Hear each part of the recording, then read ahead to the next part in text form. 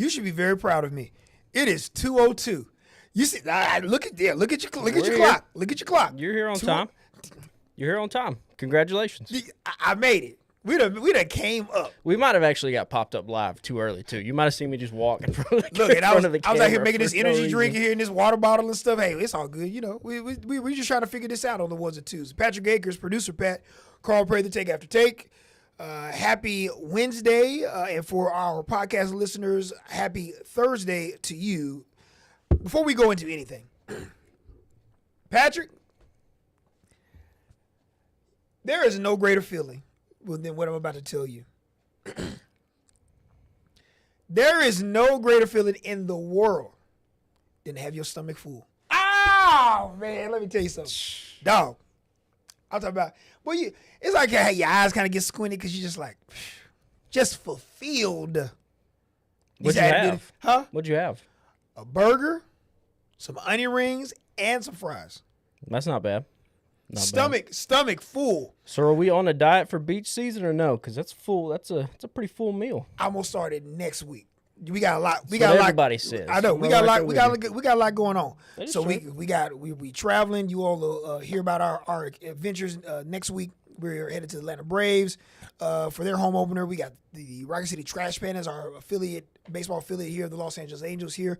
But no, I strategically planned this because I knew that we had this potentially Final Four trip. But next week, here's what I do when I work out. Love working out. I'm happy to do it. But you don't want to peak too early. You want to be. That's your problem? Yeah, Peaking too early? Okay. You want to peak too early. You know what I mean? You know, I want to be out here about like a little mini Black Panther when I walk up out here in the summertime. When I have my legs out. You know what I'm saying? Yeah. Have my back muscles out, my neck muscles and stuff. You know. You may want to be peaking like at early March, and you can't do any of that. I want to be 89 degrees, be out here with my little stuff, and then be out here, walk around like this. You know what I'm saying? In the summertime. You've had that. You know where I'm coming from. I mean, yeah, I don't have the you do. I'm off a diet completely. I'm done. I'm over it. You off the rails, bro? Yeah. You can come back. It's easy. I don't want to, though. I like this, so I'm not going to. Hey. So whatever. Yeah, like I'll treat myself to like stuff like this like on the weekends, but like I will say I do have the mindset to kind of eat pretty clean. So I'll officially be eating really clean next week. But we got a lot to talk about. There's a lot of basketball. The Atlanta Braves. We don't want to talk about them. They, For what? They can't hit a baseball. Nah, man, we down bad. Now, see, that's one thing we can agree on. Like, Patrick and I are both Atlanta Braves fans, but, woo boy. It's rough out there. It's rough out there in the streets. We're going to give you a crazy stat that I heard on ESPN last night, and then I researched it and saw a couple of beat writers discuss this as well, and it is not good. Just going to throw that out there. But we'll start with this, Patrick. We're at a Final Four for our men and our women in the great game of college basketball. And in our Final Four, the Auburn Tigers will get the party started on Saturday. They're going to take on the Florida Gators, a rematch from a little over 50 days ago inside Neville Arena. And in the nightcap, you got the Duke Blue Devils against Houston. Kind of a quick storyline that we all know, and you've heard it ad nauseum across national sports platforms. First time since 2008, 4 number 1 seeds reached the Final Four. Ironically enough, that last time they reached it, it was also in San Antonio. A great national championship game, if everyone remembers that. That was John Calipari, Derrick Rose against Mario Chalmers and the Kansas Jayhawks, and the three. It descended in overtime. It was a great Final Four. I think we're going to have a magnificent Final Four. What I'm also happy about is I truly believe we have the 4 best teams on the men's side. We'll get to the ladies in a moment, but on the men's side, yeah, we got the 4 best teams. So let me ask you, because talk to me. I've pulled some ratings. So the March Madness ratings are down. Okay. So the Elite 8 TV ratings were down. Average 9 million viewers. That's down 10% from last year. Obviously, the thing to point to if they're going to be down is the fact there's no Cinderella team. Bingo. Right? We talked about this last week. The true soul of March Madness is these 12, 11, 13 seeds from these conferences you've barely even heard of that make deep runs. Didn't have that this year. Mm-hmm. It's all chalk.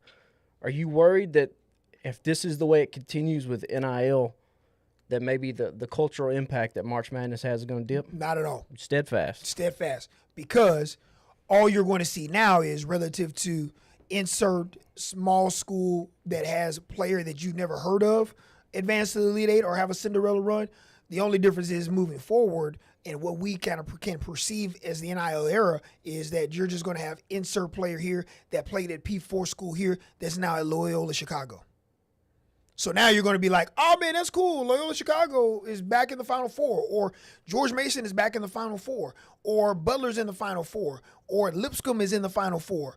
Man, that's awesome, man. That's my school. That's a school that I'm familiar with. That's cool, man. They've upset some of these 2 seeds, but in all actuality, they're just basically players that you probably forgot from the recruiting standpoint that have navigated through the transfer portal and now playing for those schools. That is the only difference. March Madness is March Madness solely because of the casual fan. It has nothing to do with people that are just going to watch sports. That's what makes sports great. It's the passion that sports fans have from the diehards, but it's the casual fan that fall in love and romanticize about a franchise at the professional level or an amateur status, which we can basically say glorified pro status now. You fall in love at the collegiate level with those teams. The pride that you have if you're an alum, the pride that you have just happen to be flipping around on TV and see something that's really great, a buzzer beater. We just didn't have a lot of those things this year. From a selfish standpoint, I enjoyed. This is probably one of my most enjoyable tournaments because I legitimately know that we have the best teams playing right now. And it's very difficult for the men's and women's side, for the most part in college basketball, to be able to always have the best team win, because the best team is not going to always win solely because it's a one-off. It's one game. You can have a bad night and you can lose. St. John's, more times than not, a lot of people picking in their respective brackets, or if you were able to watch this basketball program outside of greater New York City, St. John's was one of the hottest teams in college basketball. But you know how you can negate that hotness? When you don't hit a three in the game. That is a problem. And those are the types of things that can happen in the NCAA tournament. So long story short, short story long, no. The NCAA tournament is going to be absolutely outstanding next year and many more years to come, because it's just going – the only difference is your players are going to be spread across a lot of programs, but they're going to be – you're just going to have an opportunity to see more players at that level playing at schools you may not have heard of, or a collection of guys that are very, very good from said mid-major or said low major that make a run that have been in college basketball for 5+ years. That's the only difference. I will wait till I see what the ratings look like for the Final Four. Okay. Because if the ratings for the Final Four are off the charts, then you can say yes. Like these powerhouse programs, this is what people actually want to see. I would be shocked if we don't have a good number for the Final Four, and especially the national. If I believe that the Final Four is going to be great from a rating standpoint, but I believe the national championship is going to be outstanding. Now, do I think, this is no disrespect to Coach Kelvin Sampson and the Houston Cougars, do I think that the number would be different if it was Houston and Florida? Yeah. It would Duke and Florida? Duke and Auburn? Man, what? That thing's going to be crazy. Yeah, you kind of need Duke to make it to the championship. I mean, just from a rating standpoint. From a rating standpoint, yeah. But I'll hold off and see because I don't know. Like you said, March Madness is for the casual fan, and I think that there is no more casual of a story that a fan can fall into than here is a Cinderella team. That's a very simple story. Other than the fact, rather than going like, oh, these are the top 4 Ken Palm teams. Yeah. Like no one, I don't know. We like it. We like it. But that's not what elevated this sport and what made March Madness March Madness. It's the stories. It's the story. And all that's going to change for me personally is the story is just going to be different, because it's going to be a 4th year or 5th year or a 6-year eligibility or grad transfer that decided to maybe transfer from insert Power 4 school to another Power 4 school that ends up at insert mid-major that is pushing this team to an Elite Eight or the second weekend of the tournament, and you then start to find out like the backstory of the person and his family. But no, you're going to still have the casual fan that doesn't hear Duke, North Carolina, Kentucky, insert blue blood here that traditionally makes it. The only difference is you're just going to hear some of these teams that have never reached that level that are going to be there. You're going to be like, oh, man, that's awesome. I'm still going to watch him. Then you're going to dive into the player and you'll be like, oh, okay, well, yeah, he's played here or there. Well, let me know about the person. Yeah. The goal for the NCAA now is to cultivate these stories and stuff with the individual as you lead into it. And they do a great job with some of the backstories when you're watching the games and stuff. But that's the next step for them to me, in this NIL portal, transfer portal world. And there's a lot of money to be made out there for these players. Man, what? Didn't I see Jeff Goodman say something like, it's like to get a player, elite player, is like $2.5 million, $3 million? Yeah, it's like a player. That's the asking price.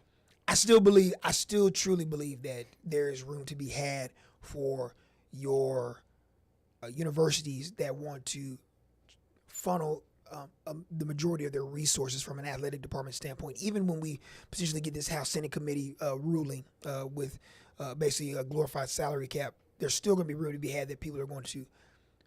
You can enhance the profile of your university with 5 to 7 young men or young women that could enhance the profile of your university from the basketball standpoint. It would be a little bit more difficult, obviously, for football and some of your other sports. But I've always said this. I think that college basketball and men's baseball and college and women's softball, those are the couple of sports that can really, really grow. But if you are, I say this all the time, if you're Wichita State of the world, you're a mid-major that want to put, like, Marquette has an unbelievable basketball budget. They don't have football. You know, Shaka Smart is doing a fantastic job. You should look at what your alumni base looks like and say, man, we can go out and go get these guys and put a stamp and a foothold on the viability and, like, what our university looks like perception-wise from an athletic standpoint. Yeah. All right, so before we get into a Final Four preview, you want to give a little recap? Because Alabama, was a tale of two Alabama Crimson Tides for Mark Sears and company this past weekend. All right, listen. Mark Sears and Nate Oates and company hit 25 threes in a game, much less 20 or 15. They are winning the national championship. I don't care if you got Megatron, Mutants, Superman, Black Panther, Captain America, you're going to win. Long story short and short story long, as I said it earlier, we said it last week in the podcast. First to 105 wins, they dropped 113. They shot the ball exceptionally well. It was a game that gave them the opportunity to be able to score early and often. You move forward into the Elite Eight game. It was just a tall order to try to deal with the team who I think is even coming into the tournament in Duke, that was the best defensive team. No one wants to give Duke credit. You hear Cooper Flagg, and you don't realize like how well this team is not only put together from a roster management standpoint, Patrick, but the way that you had so many young people that are playing their first year of college basketball be able to really, truly commit on the defensive side of the basketball. If you go look at kind of their numbers and their metrics, obviously, you know, Ken Palm has told us a story throughout the year. But the other part about that is if you go look at their tournament games, go back to their ACC tournament run since the postseason through now, and go look at their 3-point field goals, their 2-point field goals, and their defensive efficiency. That tells you the story because they can manufacture it from a number of ways on offense. We can shoot it from distance. We can manufacture things inside the arc. But then the other most important part that they hang their hat on, they're just elite defensively. Elite. Like they're elite, and they take away what you do best, which means in turn, with the proverbial tools in the toolbox that we've discussed in the last couple of weeks, that means that you have to have more in your arsenal from an offensive standpoint to be able to beat this team. Because they can have a bad shooting night, but because their defense is so elite and at a championship level, they can always keep themselves in games or be able to manufacture offense from their defense. So Duke has been outstanding. Still an incredible year for Nate Oates. This notion that where's the camera? Which one? Well, I'll get you one. Hold on a second. Here we go. The short or the big? The short or the small? Well, yeah. Right. the tall. The tall. Yeah. Hey, man, look. Alabama fans. Let's do a quick little woo-saw. Y'all been in the Elite Eight for the second straight year. You ain't never been to the – I didn't say you haven't. You ain't been to the Final Four. But once in your career, in your program's history, and it was last season. And some of you out here are saying that this was a disappointment. Do y'all remember what this looked like prior to Nate Oates? Do y'all remember what this looked like post-Wimp Sanderson? Give or take a couple of Mark Godfrey years. Like, what does this look like? This is no disrespect to Alabama basketball as a whole. It's been a quality program in the SEC over the grand scheme of the program. But anyone and everyone that doesn't think this has been a success, I don't want anything that you eating and or drinking. None of it. Because like this, it makes zero sense. This has been an amazing run for Nate Oates. A objective Alabama fan will tell you this has been amazing. If you can find yourself in the second weekend of the tournament, but more importantly in a regional final and or competing for a Final Four and then eventually potentially down the line a national championship, yes. You think same thing for Auburn fans. You underachieved for what? You've been to 3 Elite Eights. 2 of them are with your current head coach, and they have literally happened during his tenure. Ever. What? Enjoy the ride. Here's when you start continue to have expectations. Always have expectations for your programs. You want the very best for them. But 10 years from now, if they out here going to Elite Eights and they doing some Final Fours or they get to some national championships and they haven't won one, then the expectation can kind of be raised. But y'all just came to the party. What we doing?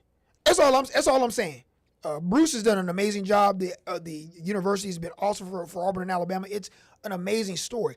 Man, embrace this, man. Be happy that you were one of the final 8 teams in college basketball heading into last weekend. Now you want to continue to move the ball forward. You've been to a Final Four. You went to Elite Eight. You've been to 2 straight Elite Eights the last 2 years. Now let's continue to build upon that. Let's continue to make our basketball program one of the preeminent basketball programs in all of college basketball. But this notion that we're talking about that this is some sort of underwhelming what? Newsflash. Alabama just lost to 3 lottery picks. In June, if you all watch the NBA draft or you see this on insert said website, sports website, they're going to have 3 lottery picks, meaning your top 14 picks. Cooper Flagg, Malawach, and Con Knipple.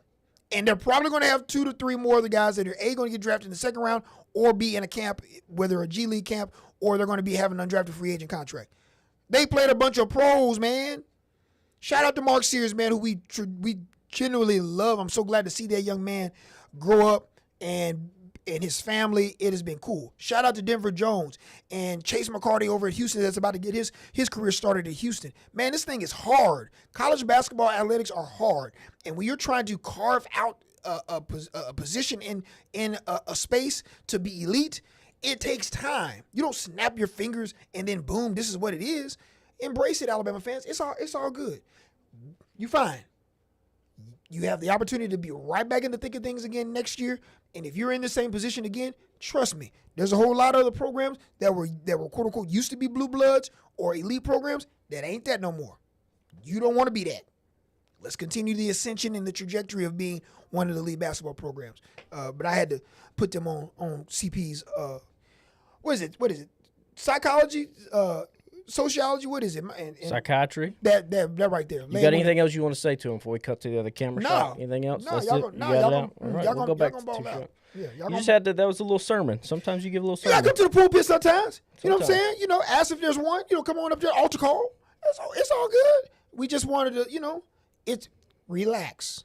As Mr. Aaron Rodgers used to say, just relax. It's all good. You're in the Elite Eight. The Elite Eight. If I told you 15 years ago, 10 years ago, 7 years ago, you're going to go to a Final Four and an Elite Eight in as many as 2 years in a row, you are taking this. That's all I'm going to say. Auburn fans, same way. Shout out to all the amazing Auburn folks. It's fun for you all, and it's fun for us that have a rooting interest. Yes, I said rooting interest and want our in-state universities to do exceptionally well on a local and national stage. You are in your second Final Four with Bruce Pearl. You have been number 1 more than half of the season. You are the number 1 overall seed. Yeah, some people, they lost 3 out of 4. I don't know how to, what did I say? I did not care.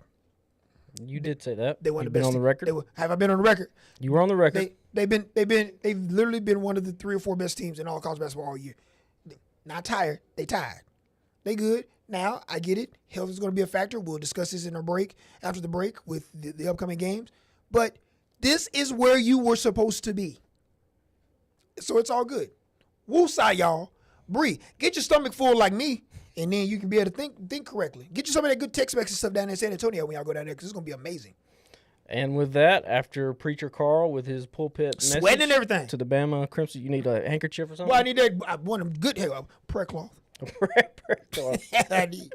All right. Well, then after that, after the break, I guess we will preview the Final Four weekend coming up. Auburn Tigers back after the break.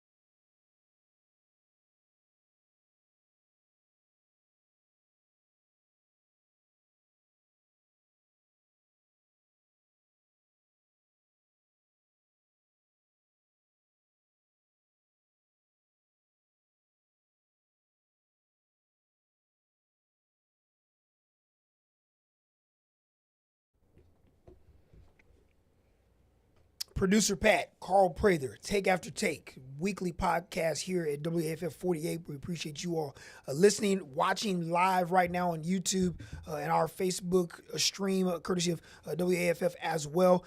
Patrick, we discussed the games that were in the Sweet 16 and Elite 8 last week. Now we're preparing for the Final Four on the men's side. First game of the weekend, this Saturday in San Antonio is going to be Auburn against Florida. We've seen these two teams battle early on in the second half of the year. At the end of the year, Florida got the victory, kind of convincing. The score didn't indicate that, but it was a pretty dominant win for Florida, all things considered, on the road at Auburn, where it's a tough place to play. Your initial thoughts on this game, and do you believe that this game will be tight? Will it be close? And give me a winner on who you think advances. I think there's going to be a blowout this weekend in one of these games. You do? Okay. I don't think it's this one. I think Auburn and Florida are going to be pretty close. I'd put this in our group chat. We have a group chat with a bunch of other friends. We do. This Florida Gators team just feels like something special is going to happen because they get every single break. Every single break? Yeah, Texas Tech missing the front end of 2 1-1s. That's true. Florida coming back down hitting 3. It just changed the scope of the game. Like, Walter Clayton Jr. comes down. There's 2 guys in his face. Hauls up a 3. That's technically a bad shot, and it just goes in. Prior to that, though, remember, Thomas Howell hit two if he just misses one of those, they're probably not winning the game. Yeah. You go back to the second game of the tournament and the round of 32. They're down 1 to UConn, and UConn forces a turnover. It's kind of one of the big sequences of all of the tournament, like watching the games. Up 1, have the ball, force a turnover. One good possession, you score. Florida probably is going to lose the game. What happens? They turned over. Walter Clayton comes down and hits 2 threes in as many possessions, and they go on a 5-0 run. They win the game. So it does. I have to agree with you. It does seem like there's some special sauce going on with Coach Ty Golden and that staff and this amazing team. The same, to me, can be said for Auburn. I have so much admiration for Bruce Pearl and Stephen Pearl and the rest of that staff and that team. Man, we've heard that motto, built for a tough man. Like, these guys are just built for it. And I just like the way that they've been able to navigate through adversity, rough spots, when things are not, potentially going their way on the basketball court from an offensive or defensive side. In the midst of all that, they've still been just a model of consistency. There's not been one time that you've been able to say this year for any of our college basketball fans watching or within the Southeastern Conference that you can say Auburn is deficient in this. It's always a little maybe, and I say this from a general standpoint, a little tweak here, a little tweak there that just needs to be corrected, something correctable, and they're fine. They've been able to withstand like what's wrong with Auburn. You know, everyone discussing, you know, we were discussing earlier going into the SEC tournament, you were talking about the 3 or 4. Yeah. I would be highly concerned, as I mentioned, going into the tournament, if those 3 or 4 were to teams that I know they are better than. And they are better than those teams. But with that said, these teams weren't chopped liver either. You're talking about 3 of the top 22 teams in the country, and one of those teams you're playing again, one of those teams made it to the Elite Eight, and the other team made it to the Sweet 16. So I just think that Auburn and Florida and Duke and Houston have had the least amount of questions. And it's just really cool to see Auburn try to, because I also want to say this too from a culture standpoint relative to Auburn and what Bruce Pearl and his staff have tried to build. It sounds good, and it's always great when you strive and like want to ascend to be the number 1 team in the country or the preeminent program in college basketball. But college basketball fans and fans should understand, and I think that they do. When you're dealing with a program that hasn't had that, and you're trying to cultivate that and cultivate that from, I'm talking the freaking roots of the program, to try to grow this program into what you have envisioned it to potentially be, which is one of the preeminent, if not the preeminent program in college basketball the last 5 years within that league. It takes time. And it takes time from the standpoint of personnel. It takes time with coaching staff, continuity within your coaching staff. It takes time with the complete buy-in from said prospects and said players. Now this ever-evolving world with the transfer, having to navigate that, it takes a lot. It takes everyone for this to work. And it's just an immense credit to Bruce and Nate and what they've done at Auburn and Alabama, respectively, since we kind of covered them as a lot, along with Tennessee in the Southeastern Conference. It's huge. And I just think relative to all of the expectations that this program had as we kind of got to SEC conference play from what they did in the non-conference, you have to have the mentality like, we are the bullies on the block. We are the team to beat. And I just think that this team and this program believes that now. And I think that no matter how long Coach Pearl stays and coaches at Auburn, I think the mentality is set. And I think that you're always going to see them always in these positions, much like Alabama as well. So I say all that to say, I have an utmost respect for this team. They're playing a team that, as Bruce mentioned in the Elite Eight post conference, this is the first team that they can look at and say, okay, this team is our equal. The only reason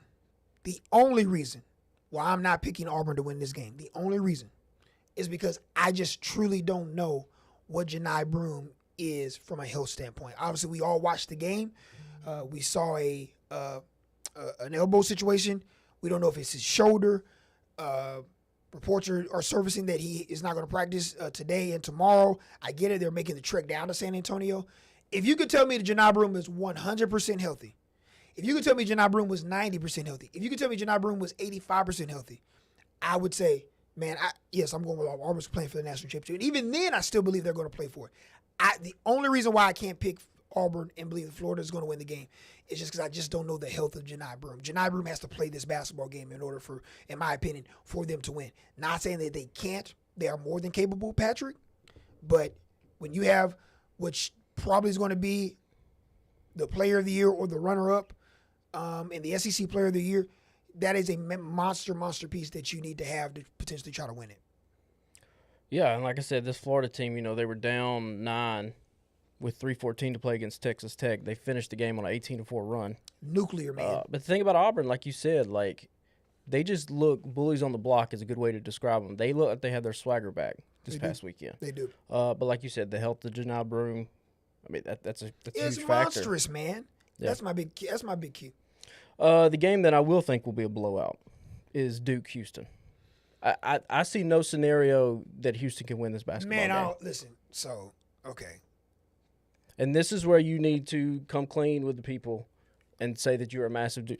Look back in this camera and tell Which one? It's over right here? there, the tall one. No. No. Right here in the middle, tall one? Yeah. Look, man, I may or may not have. You don't affinity. We I can't may or may hedge not. anymore. Sources say. Listen to Sham Sharani and stuff. He may have some intel.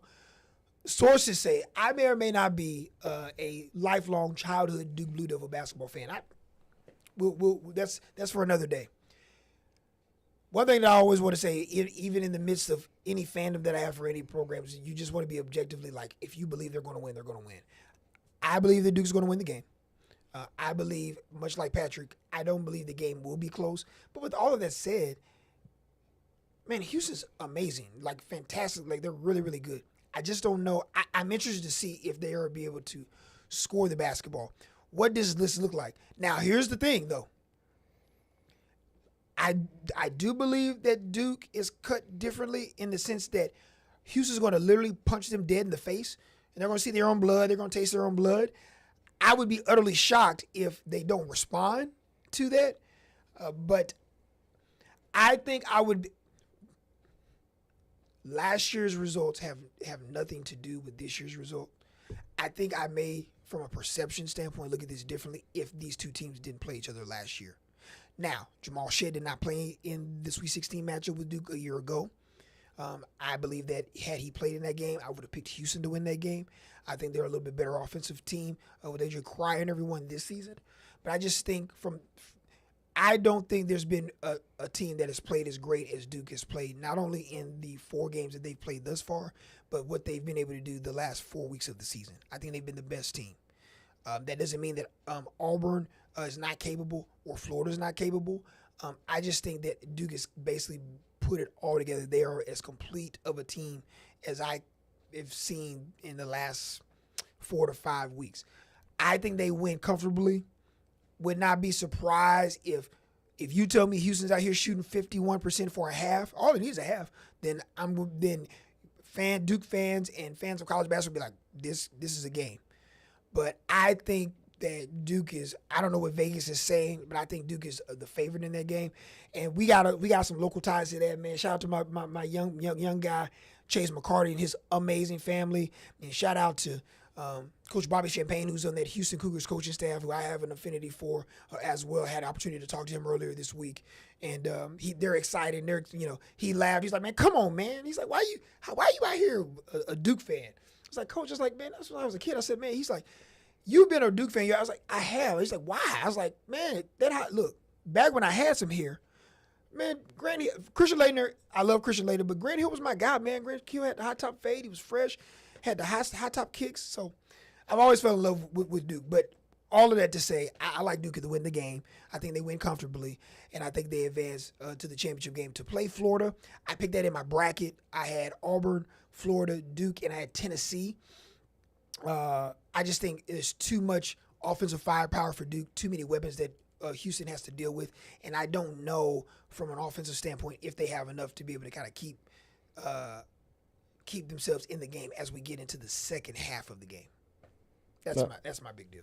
So yeah, source says I just said Carl sources. Prather, big Duke Blue Devil fan. No, sources say loves Christian Laettner, who the rest of the world despised at the time. For what? What y'all mad at? Because he wins? Because he's a winner?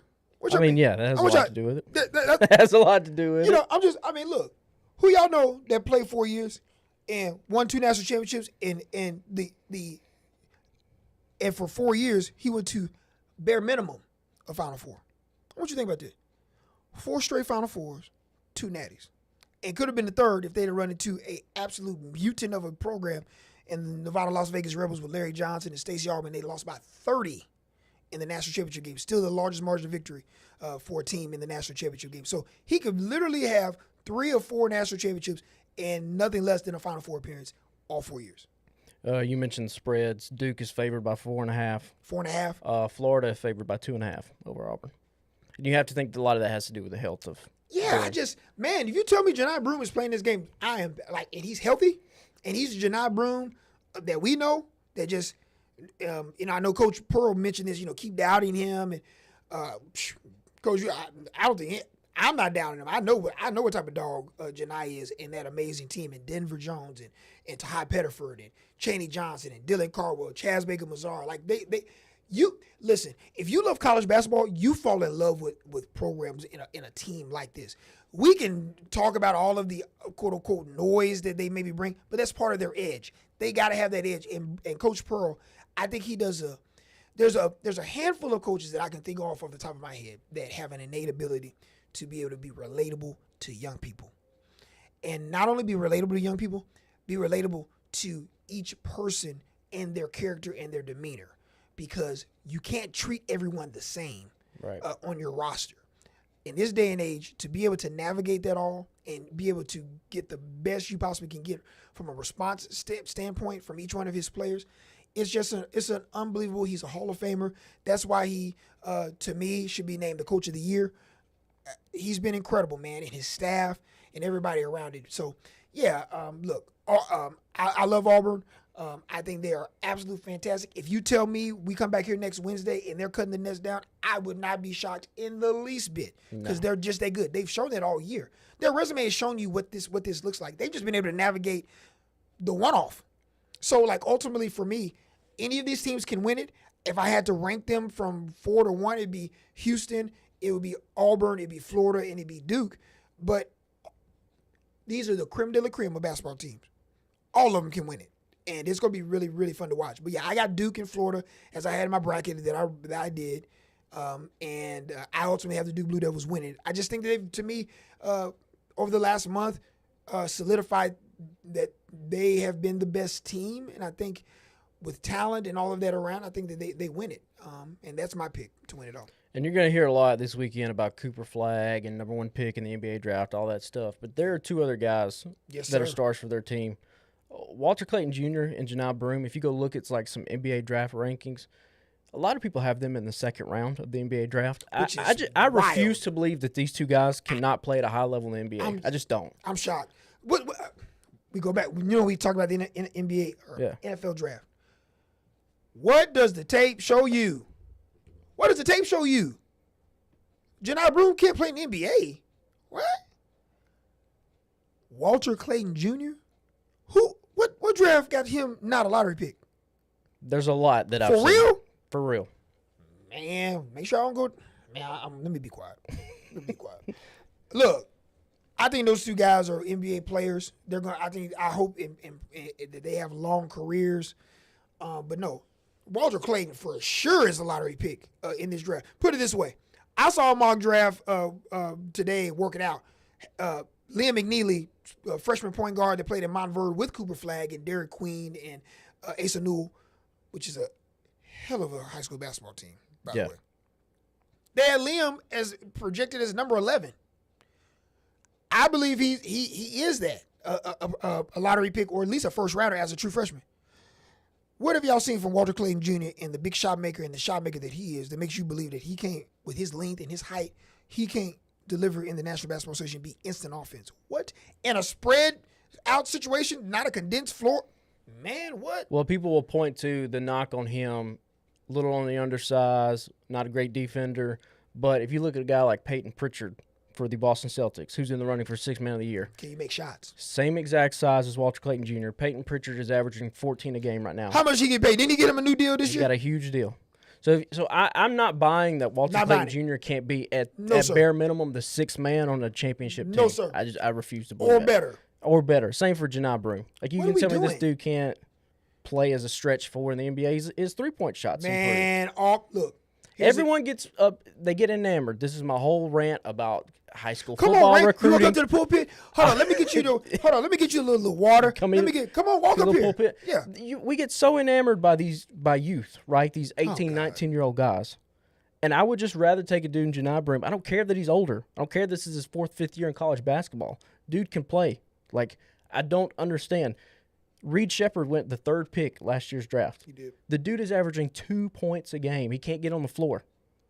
But he was 19, so, like, whatever. You go look down the list, some other dudes who are right now, like, being good on NBA teams. Mm-hmm. Yeah, they were a little bit older, but they're averaging, like, McCain from the 76ers. Jerry McCain, yeah. Like, he was a sophomore. But, like, this fact that, like, but he's 22, so he's a little bit – I just think it's stupid. I think all of it's idiotic. Put on the tape, watch the games, these are two of the three best players in college basketball. No doubt. The other one is at Duke, and he's going to be the number one pick. So, Correct. like, it's just a lot of times these analytics dudes get so wrapped up in these things, a bunch of nerd stuff. Man, Just hold watch, on, man. just What's watch wrong the with- game. Bro, you ain't got to throw the nerd part in there. I'll throw the nerd part in there. What's wrong, bro? What's wrong with a little nerd, little nerd now? Nothing's wrong with a little bit of it. But when you tell me, like, oh, well, Walter Clayton Jr., he's not a defenders are going to hunt him in the NBA. Like, yeah, sure, but then he's going to turn around and average 15 on the other side. So, does it matter? That's fair. That's fair. Listen, I think they're pros. You know, I think Auburn has a lot of pros in their team. Ty Pettiford, he's going to be a first rounder, maybe even be this year. I know, Bruce probably don't want to hear that, but yeah, he does because he wants the best for these young men, just like all these coaches should and would. Go get your money, young people, women. Go get your money. WNBA, the whole nine. We mentioned give me your pick for the final, your national championship game. Who do you have? I'll do Florida and Duke, and I'm gonna go with Florida. You gonna go with Florida? I'm gonna go with Florida. It just feels icky rooting for Duke. Right. It feels. Oh, come on. It feels icky rooting for Duke. I can't do it. Hey, Even though I like all the guys, this is a different Duke team. This is the most likable Duke team in a little like bit the more last blue 20 collar. years. People I like them. Cooper Flag, yeah, because I think they play hard. I think it's Shout out to Man, because Man, he has amazing. Call him Malawach. He has amazing content online. when you've thought about like Duke in the past, it's been like J.J. Redick and Grayson Allen, these sort of like preppy, maybe a little whiny guys. You know what holds. But here's the thing. The crazy part about that is they embrace it. They embrace it. It's like it's a mutual disdain, but it's respect that fans, not fans of or anti-Duke fans, like because they know the kids can play and they're incredible. Well, I don't know. People really hated J.J. Redick. There was genuine hate. I know, but I loved it because he embraced it all. But I feel like when people are booing Cooper Flag and the same thing, they're also like, "This is the best player." Well, it's the same thing. Like some of those guys, like they had edges, man. Like their demeanor warranted as such that, like, and JJ will. I promise you, if you could talk to JJ will look you dead in your face. I heard Jay Williams say it on ESPN earlier. He's like, "Yeah," he said, "That's accurate." We get it, but they embrace it. Like, they embrace it. But yeah, I'll go Florida. I can't Florida Duke. I can't pick Duke. This is no disrespect to the women's game. I've watched a really good amount. I'm not acting like I've watched as much as I've watched the men, but I love the women's game, especially the college game. Have you had an opportunity to watch? The Final Four is set. If you could pick one of the four teams that are in it, it is South Carolina, UCLA, Texas, and who am I? And UConn. So out of the four in their matchups, anyone that you're picking, I know who I'm going to pick. I'll go with South Carolina. Yeah. I'll go with just the girls who have been there before. Yeah. Although Paige Beckers has, I do like her. Hey, listen. Hey, that UConn game, I think, was it last weekend? Yeah. It was close, and then in the span of like 5 minutes, it became a blowout. Nuclear. She went nuclear, insane. man. Like, I love it that all four of these programs have bona fide stars on their team. Yeah. And the stars are stars, kind of always more than not rue the day. I'm going to go with South Carolina as well, just because of I think that championship programs can carry you a long way when you're trying to contend for championships. I think that Dawn and her group have been really good. They've had some close calls, like the game against Maryland for those that have an opportunity to watch. But I think that they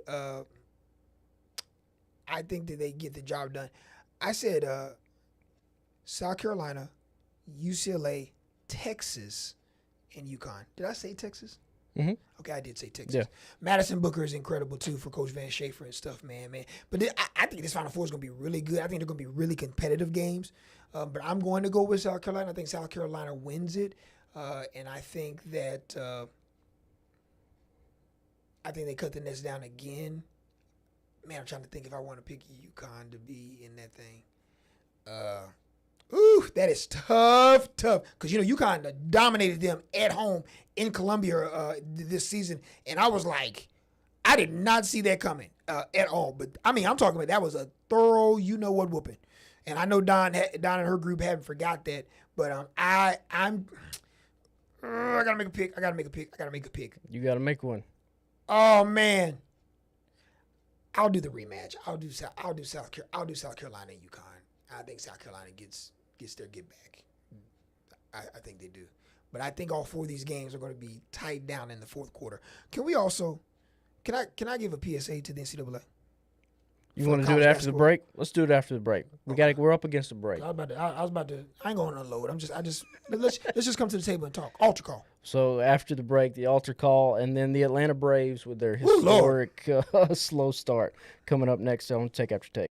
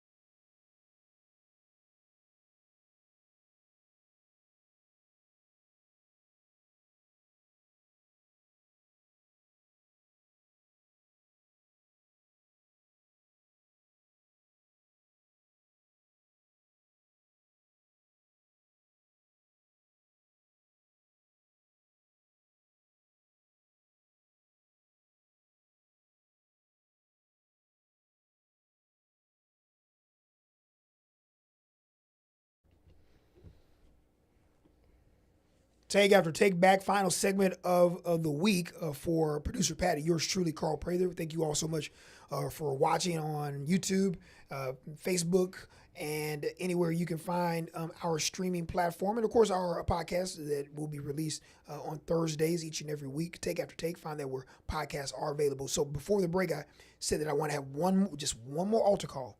Before You've done a lot of preaching today. Yeah, man. We done a lot of preaching. I just got my stomach full. That's why I just. You gonna lock the doors and make? Did you see that TikTok clip? We ain't gonna talk about that, man. My man Marvin Sapp. Hey, don't do that, dog. Yeah. Say he need 40 bands, dog. Yeah, this is live, so I won't say anything because we can't cut anything. You can't cut that if we say anything. Social media, boy, is a wild place, dog. That's all I'm gonna say. Okay, so look, NCAA. Can we talk about this? The women have went to 4 quarters. Please consider. Get this half stuff out. Bro, it's so archaic. Men, women, countrymen. You don't have to lend me your ear. Just make 4 quarters. Can a brother get 4 quarters? You are the only basketball, I guess we can say, entity in the world that plays 2 halves of basketball. What are we doing? Just do 4 quarters. You all want to make this a breeding ground for our student athlete prospects on the men's and women's side to be able to go to the W and go to the NBA. Can we just have the rules the same? What does it look like that said star player or said prominent player on the floor gets 2 fouls under 15 minutes in the first half, and they got to sit over on the bench for like 20 minutes real time because they're out of the game? Can we just I need to find out how we can change that, or like how does that, like, is there a rules committee that they look at this every year? Because I just find it hard to believe that there's not been more people than not that be like, can we make? But I understand, I get it. You have, from a commercial lucrative standpoint, you probably have it's something in this, and I believe for that, but it may not be. It may be just not. Oh no, I just think the NCAA is incompetent in everything. I was giving too much. Yeah, you're giving too much credit. This is just how it's Am I wrong? I know. No, you're not wrong. Guys like Jay Billis have also said this. The fouls are the big thing. It's huge. Because you rack up so many fouls, you get a team in a bonus, and they're in the bonus for the last 8 minutes of the game, and you're shooting free throws. It's ridiculous. It kills the pace of the play. The pace of play is so bad. Awful. I couldn't agree more. Also, you need to be able to call a timeout and advance the ball. Correct. That is my other one. Stupid. I will ask you this. Here's one that I've always wanted as well. Some people are kind of on the fence with it.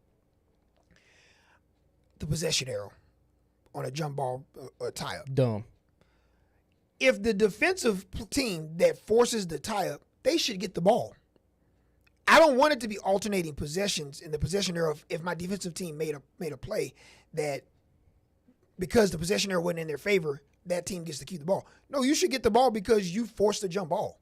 Or how about you jump for it? It's called a jump ball. That's correct, too. Just jump for the ball. It's the only it's the only entity, like, we know this, that it's not the same across the board, universal. Man, let's just make basketball universal. That's all I'm saying. But those are my two. I will say, if I had to rank them, the possession era, I could have that as my 3. Number 2 for sure is the being able to advance the basketball. Do you realize how many dramatic finishes that you'd have? Yeah. Just fans. If you're not a fan of the NBA, you can call a timeout and you can advance the ball to half court.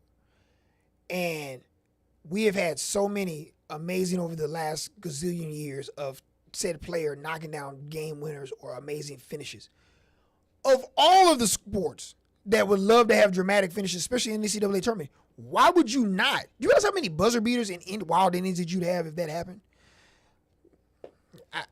I'm done. That's it? all. Yeah, because, I know I'm not in the minority. I get it. I know people want that. I'm just asking myself, like, how will this change? Can this, like, we've had two halves of basketball, 2 20-minute halves. Bro, just break this thing into 4 quarters. Yeah.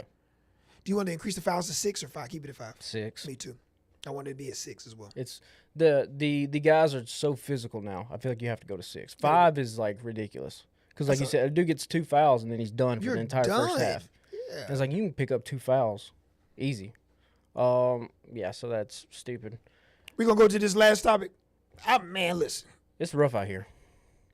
I have an Atlanta Braves hat I also wear. I didn't wear it today. I'm not as big of a Braves fan as I am a Titans fan, but I do like the Atlanta Braves. Yeah, so it's rough out here. Listen, everyone here in the Southeast has some sort of affinity for the Atlanta Braves. We're not saying everyone, but this is a transient city now here in Huntsville. We got a lot of folks from outside of the area. But, man, like, this is a Braves town. We don't have, outside of the trash pandas in our minor league system, most people have a love affair with the Atlanta Braves.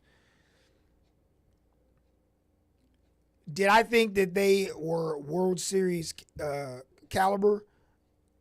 I don't know if I could go that far coming into the year, but I still thought they were for sure a postseason team, and more than a postseason team, to be honest.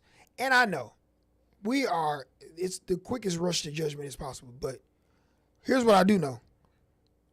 The Atlanta Braves are the only team in Major League Baseball that does not have a win. That's number 1. Number 2, prior to last night's game against the LA Dodgers, which are the first team since 1933 that's coming off a World Series that started 7-0. Ironically enough, it was the New York Yankees that did that as well. So, yes, you're playing a machine of a franchise with all the resources, an amazing manager, the whole 9, whatever. Okay, cool. This is the Dodgers. We get it. 0-6. And prior to yesterday, I heard on ESPN, and I kind of followed that up to make sure and fact check. The stat goes as heading into last night at 0-5, the Atlanta Braves were the 4th team since 1900 to start the season 0-5. Out of those teams that started 0-5 to make the playoffs, there's only been 3 of them. So, I mean, rough sledding. We not bad, man. Rough sledding. Have you had an opportunity to watch any of their games? I have. What are you thinking? Pitching's awful. Oh, man. That's the thing. The bats are just non-existent, which the bats could come and they I'm could okay come. with that. Could go. I'm okay with that. But It's that pitching, bro. It's rough. And then you go looking, I mean, it's like the Mets will always have a run every single year where now they also have a run in the opposite way where they choke away right when it comes down to playoff time. But like you said, this is a historically bad start to a season.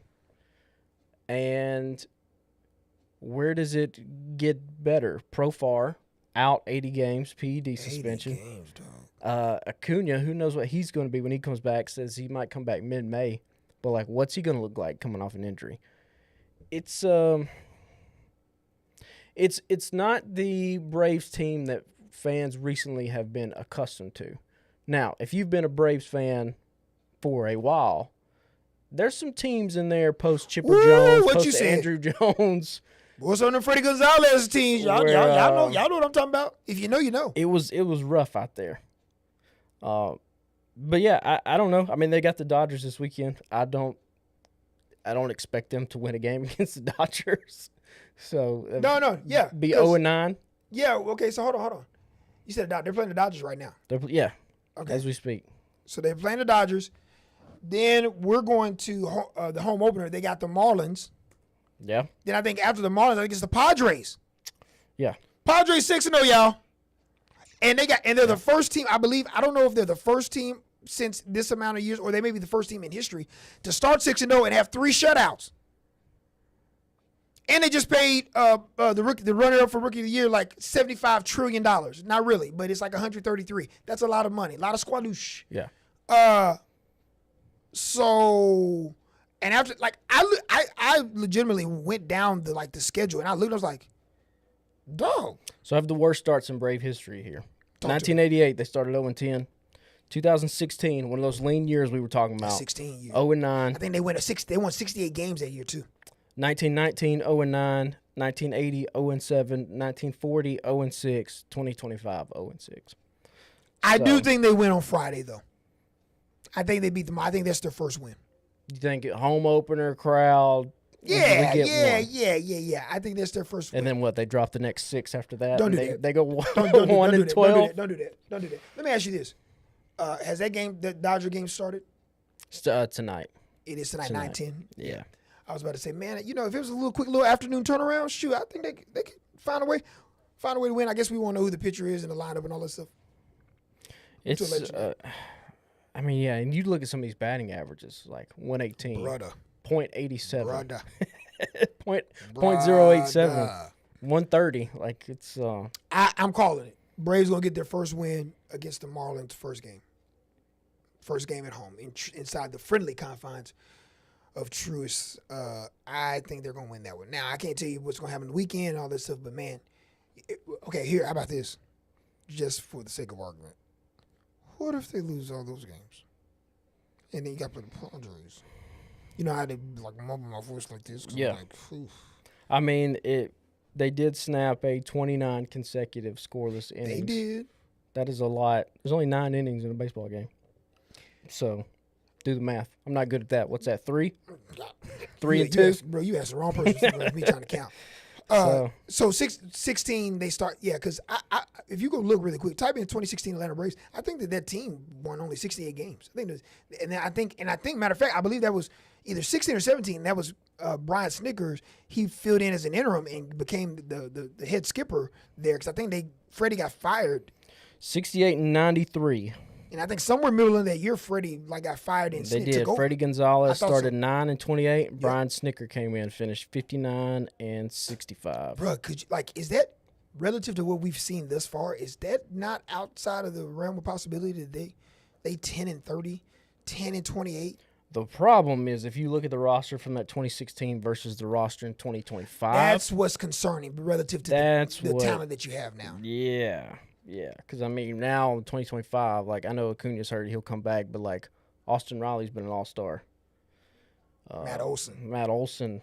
Ozuna. Money Mike.